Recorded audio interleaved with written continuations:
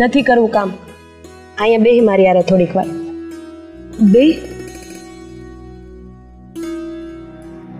તું છેલ્લા 3 મહિનાથી અમારા ઘરે રહેશો અને મેં તને હકીને ધાન નથી ખાવા દીધું. તારી પર બહુ ત્રાસ ગુજાર્યો છે. બને તો મને માફ કરી દેજે. હા, આજથી તને હું મારી સગી બેનની જેમ જ રાખીશ. મને ખબર છે કે આ બધું સાંભળીને તને નવાઈ લાગતી હશે, પણ તારા પપ્પા તને મૂકીને વયા ગયા અને તારા પપ્પા તને મૂકીને વયા ગયા પછી તું હાવ નોધારી થઈ ગઈ. પણ હવે તું નોધારી નથી. આ તારી મોટી બેન તારી હારે છે. તારા બાપાના ગયા પછી અમારી ફરજમાં આવે છે કે અમારે તને સાચવવી જોઈએ. એટલે હવે તું જરાય ચિંતા નહીં કરતી.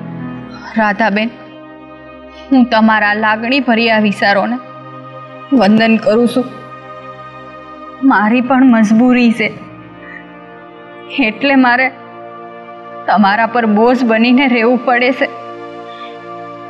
નહીતર હું તમને હેરાન ન કરત.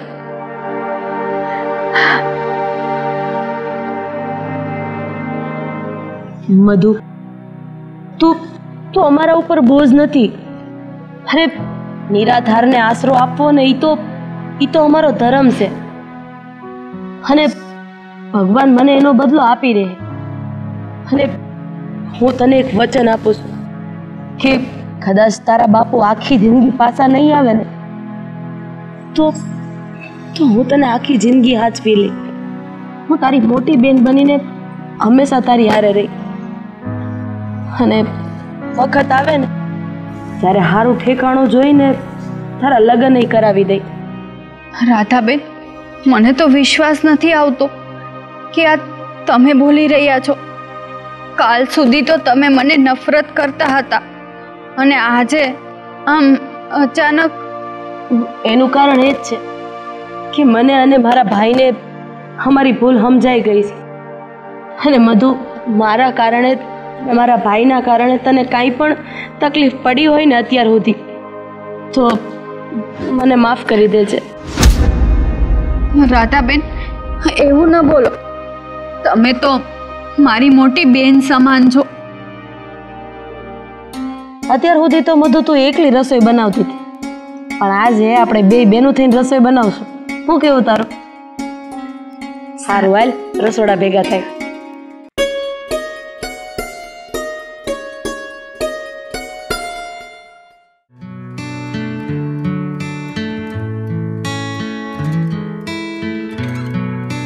મોહન,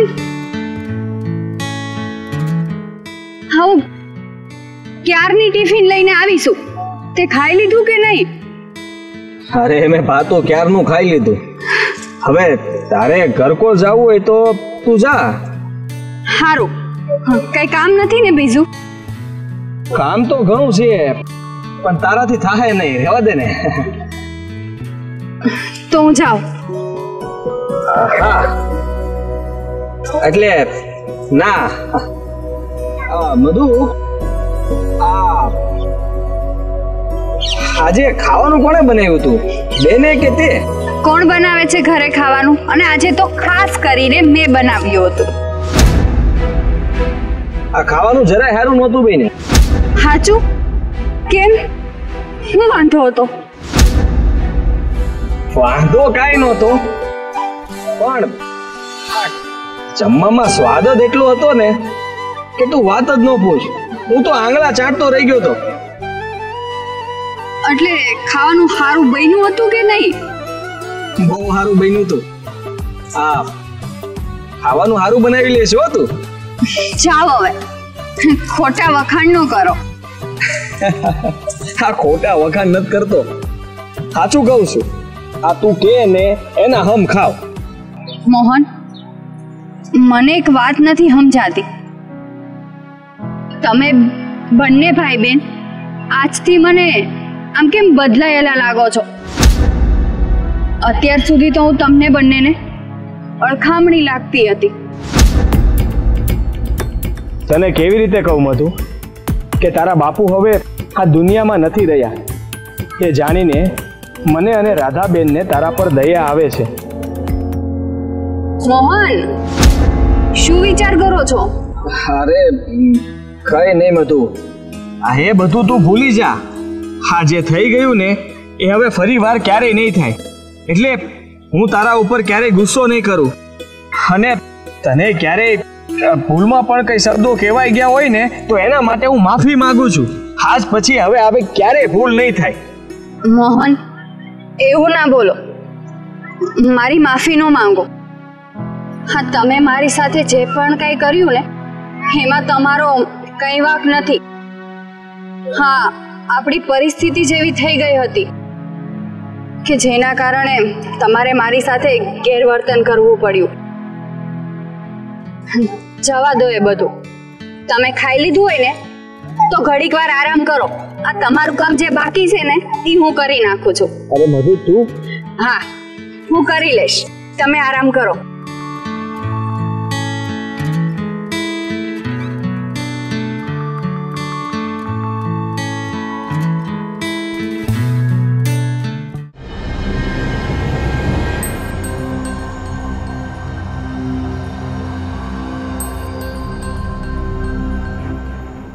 રાધાબેન, એ રાધાબેન. અરે નટવરભાઈ, તમે બેહો બેહો. જય શ્રી કૃષ્ણ.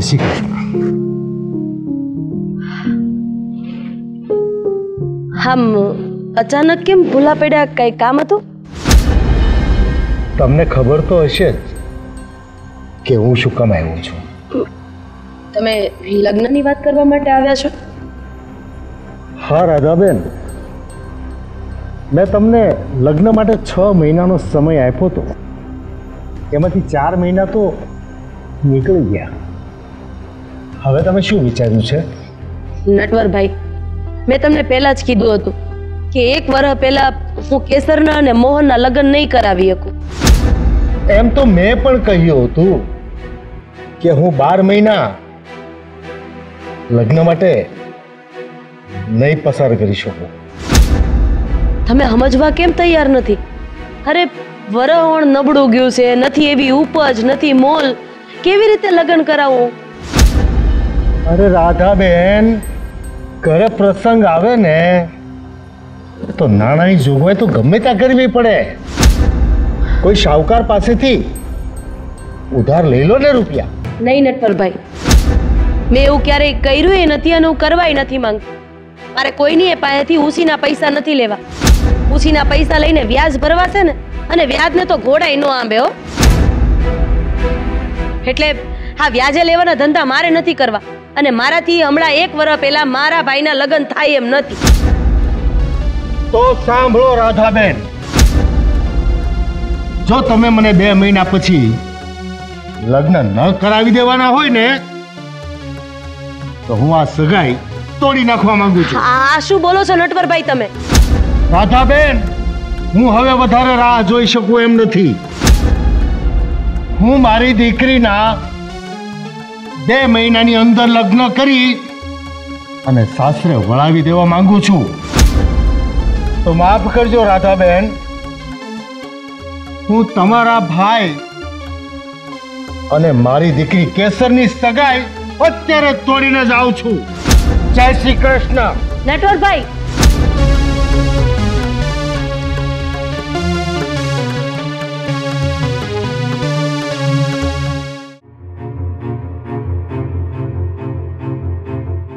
બેન, શું થયું? કેમ તમે મને અટાણે બોલાવ્યો? ભાઈ, થોડીક વાર પહેલા હમણાં તારા હારે આવ્યા હતા, અને એણે આવીને કીધું કે 2 મહિના પછી તમે આ કેસર અને મોહનના લગ્ન ગોઠવી દો. હા તો મેં એને એમ કીધું કે અત્યારે મારી પાસે રૂપિયાની સગવડ નથી, અને હું 2 મહિનામાં લગ્ન કરાવી શકું એમય નથી. તો નટવરભાઈએ તારી અને કેસરની હગાઈ તોડી નાખી. શું વાત કરો છો તમે? મારા હારાએ અમારું શક પણ તોડી નાખ્યું? હા મોહન, એણે શક પણ તોડી નાખ્યું, ને હવે કદાચ હું એની હારે વાત કરવા જાય, એને સમજાવવા જાય ને તો એ માનશે નહીં. ભાઈ, મેં એક વિચાર કર્યો છે. હું એક મિનિટ. મધુ, મધુ અહીં આવજે તો.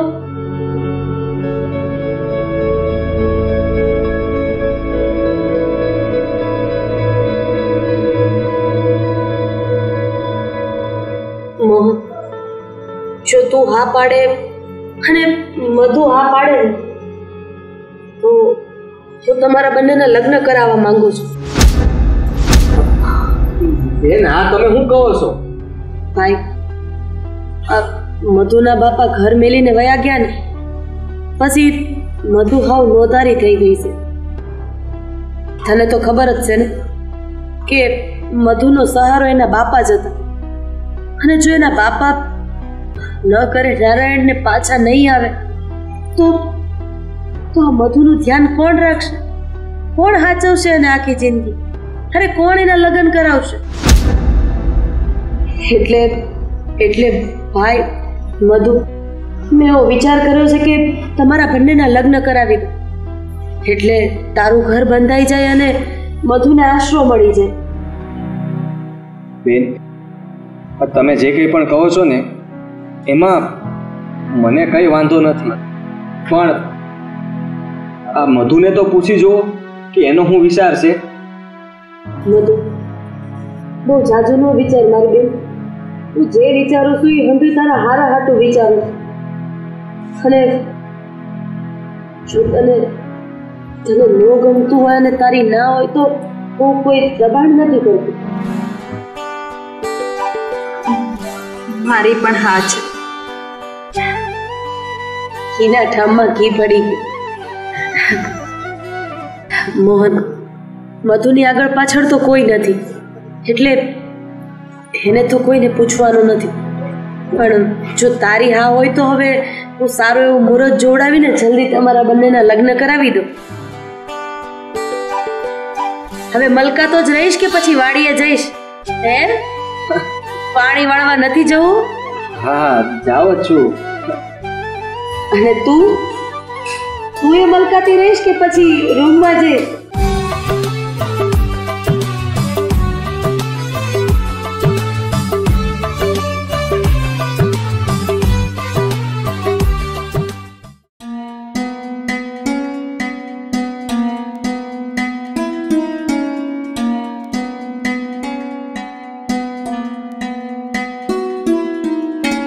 આવો નટવરભાઈ. નટવરભાઈ, કેમ અચાનક અહીંયા? તમે કોઈ દી મારા ઘરે આવતા નથી ને આજે કેમ ભૂલા પડ્યા? મોટી એક વાત કરવા આવ્યો હતો. 6 મહિના પહેલા તમે ઓલી કરશનની છોડીને રાધાને ઘરે મૂકી આવ્યા હતા ને? હા.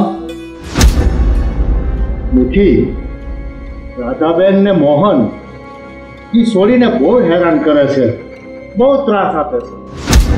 હું બોલો છો નટવરભાઈ? તમે કેવી વાત કરો છો? સાચું કહું છું મુખી, મને તો એવો વાવડ મળ્યા છે કે રાધાબેન એ છોડીને ધમકાવી અને એના ભાઈ મોહન અને પરાણે પવડાવવા માંગે છે. હું તમે બોલો છો નટવરભાઈ? રાધાબેન અને મોહન વધુ ઉપર આટલો બધો ત્રાસ આપે છે, આટલી બધી હેરાન કરે છે? હા મુખી બાપા, આ બધી વાત સાચી છે. રાધા ને મોહન તમે જેટલા માનો છો ને એટલા કઈ સીધા ને હોજા નથી, સમજ્યા? એ છોડી તો બિચારી થોડી પારેવડા જેવી છે, મને એની બહુ દયા આવે છે. અને તમે તો એને કતલખાને પુગાડી દીધી છે. હું તો એમ કહું છું કે મુખી, તમે બને એટલી જલ્દી છોડીને લઈ આવો, નહીતર રાધા છે ને એ પરણે મોહન આને પહોંચાવી દેશે. રાધાબેન, તમે મોહનની સગાઈ મારી છોડી હારે તોડી છે ને, પણ હવે તમે જોજો મોહનની સગાઈ હું ક્યાંય નહીં થવા દઉં. મુખી, શું વિચારો છો તમે? અરે કાંઈ નહીં, મેં તમને કીધું ને જેટલું બને એટલું જલ્દી આ પ્રશ્નનો સોલ્વ કરજો, નહીં તો બહુ તકલીફ ઊભી થાય. સાચી વાત છે. હું રજા લઉં છું. જય શ્રી કૃષ્ણ.